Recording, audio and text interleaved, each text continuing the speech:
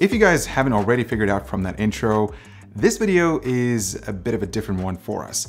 This is a pre-built Omen 30L gaming PC, and it's pretty unique in a few ways. First of all, Omen is going all in on AMD with the 30L series by offering a variety of Ryzen CPUs and higher-end Radeon and GeForce graphics cards. So now buyers who simply want a plug-and-play system can take advantage of all the goodness that Ryzen has to offer. I have to thank both Omen and AMD since they're sponsoring this video, and they basically told us to go nuts on this PC. They told us to do whatever we want with it. So we're basically gonna take this whole thing apart, examine the components piece by piece, and then find out if there are any areas for improvement. This is gonna be exciting. Now, Omen claims that they've designed the 30L with an eye towards super easy upgrades by avoiding the custom components large system builders sometimes use. But how close is that to the truth? I'll make sure to leave all the timestamps in the description down below, but let's just say that the 30L is essentially a blend of lessons that Omen has learned from the DIY market, but they've also added a few more things that I'd love to see in my next build too. For those of you who are interested, the 30L has a ton of configuration options. They go from a Ryzen 5 3600 and an RX 5700 XT all the way up to a Ryzen 9 3900 RTX 2080 Ti gaming beast of a GPU with 32 GB of memory and tons of storage. Ours is a middle-of-the-road setup with a Ryzen 9 3900, an RTX 2080 Super, 16 GB of 3200 MHz memory, a 256 gig SSD, and a 1 TB hard drive. Yep, that's a seriously rare gem of a CPU you can't buy at retail, but more on that a little bit later. The 30L uses a stealth matte black theme that's pulled off really well on the inside and outside. And yes, that 30L name means it's 30 liters in size. There are some clear points taken from the DIY case market here, with a good 2 inches of ventilation on either side of the front panel for airflow to the front 120mm fan and a controllable RGB illumination. Personally, I also like the IO's positioning at the top since its recessed notch leads to easier access and less height restrictions. One of the things I wanted to bring up right away is you'll see a lot of additions to the system that are engineered to protect the components and their connections in case the FedEx dude decides to kick the package around a bit. You know, that happens. But anyways, let's see what's under the hood, and to do all of that, you'll need to hit this button right over here and the side panel pops open. Pretty simple. Here, there's a locking mechanism running the opening's entire length that uses metal latches to hold everything securely in place. It's really well executed, and I wish more cases had this. Not only that, but an easy access setup like this will give novices more confidence to get in there and upgrade components or even troubleshoot them. The first thing I noticed here is how well integrated the RGB lighting strip is. It's tucked away into the case's upper area, and there's a reflector to make sure there's even light spill within the interior space. Speaking of access, cable management is pretty well done. The fan headers are at the top edge, and the clear CMOS jumper is clearly visible as well.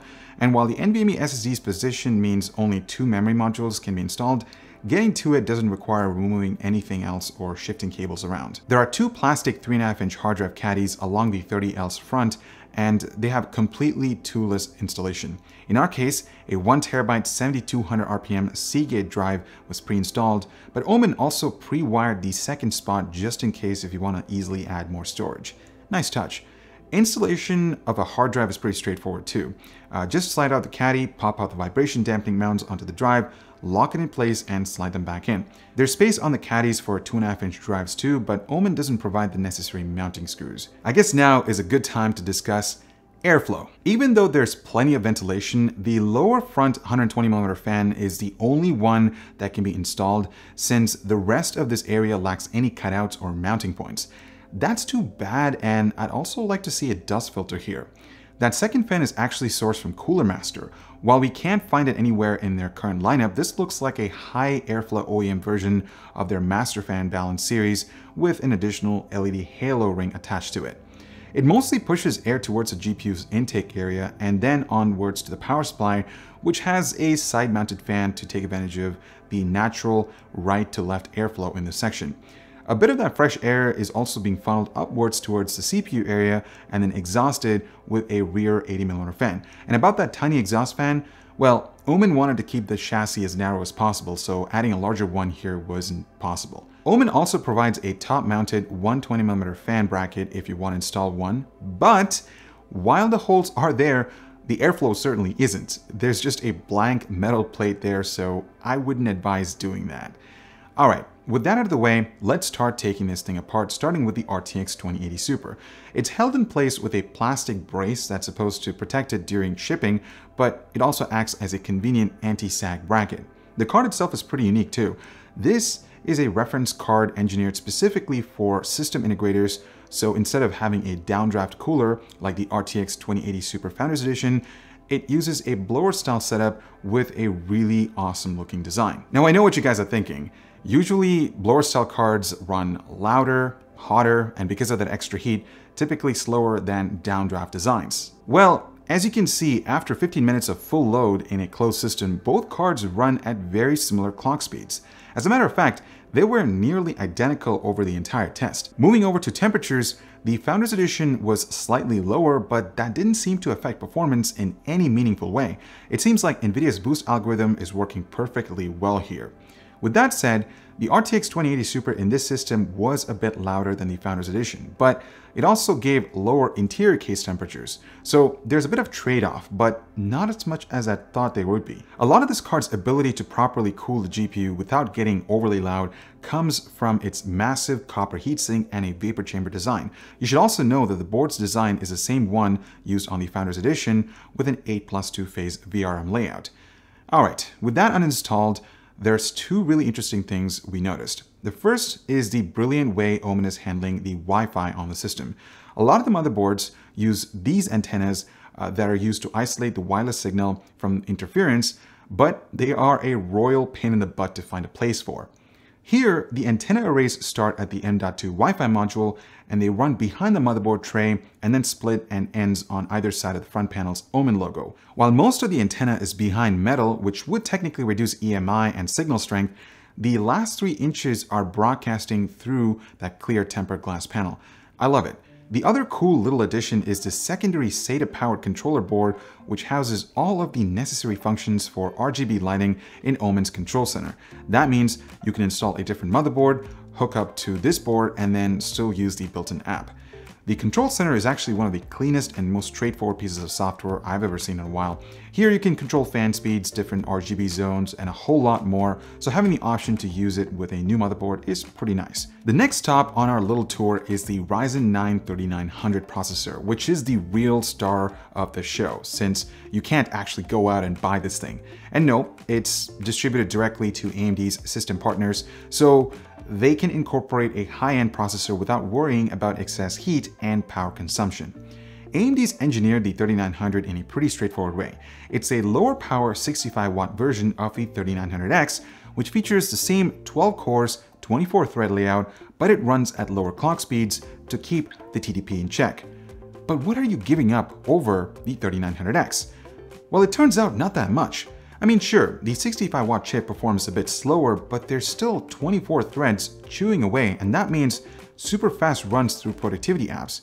Even in gaming, the 2080 Super's performance nullifies much of the 3900X's advantage. So basically, getting 90% of the performance from a processor that's got a 40-watt lower TDP. Now, if you want to see a full review of the Ryzen 9 3900, definitely let us know in the comments down below. Now, that lower wattage processor allowed Omen to use a pretty basic B450 M-ATX motherboard for the 30L. It actually has one of the first true matte black PCBs I've ever seen, and I think it looks great. There's a single PCIe X16 slot without any other add-in card options, space for 2 memory modules, and the one M.2 slot that allows for full-length SSDs. The other M.2 slot is populated with the Wi-Fi module, and it uses Key E, so forget about replacing it with an SSD. It's a bit too bad Omen didn't use all the space between the CPU cooler and the primary GPU slot for another M.2 drive though. While 3 of the fan headers are used, the one reserved for a liquid cooling pump can have another fan installed. Around the back, there's a standard I/O layout on the USB front, but this board is missing the necessary audio outputs for multi-channel speaker setups. Meanwhile, the 4-pin CPU power connector, a 4-layer PCB, and limited chipset cooling means there's no official support for overclocking. But Ryzen Master can actually be used to increase clock speeds, but I wouldn't suggest doing that since the CPU cooler and other components aren't built to handle higher power. Plus, you'll void the warranty. Now, under a full system load for about 30 minutes, the VRMs on the board stayed relatively cool, even though there aren't any heatsinks installed. This is probably because part of the cooler's airflow goes directly over them on its way to the exhaust fan. Speaking of the air cooler, it's also designed by Cooler Master and mounted to the motherboard's backplate with 4 Torx bolts. It's topped with a clear RGB LED fan, but the heatsink portion looks a lot like a slightly better version of AMD's Wraith Stealth Cooler. You can really tell that this is made to cool off a 65-watt processor and nothing more, especially since the base doesn't make full contact with the Ryzen CPU's IHS. But does it work well enough? At normal fan speed setting in Omen's command center, the temperature never got above 84 degrees Celsius and clock speed stayed pretty stable within AMD specs too. And let's be clear, you'd get much lower temperatures and noise by switching this thing out for something like a Cooler Master Hyper 212 Black Edition.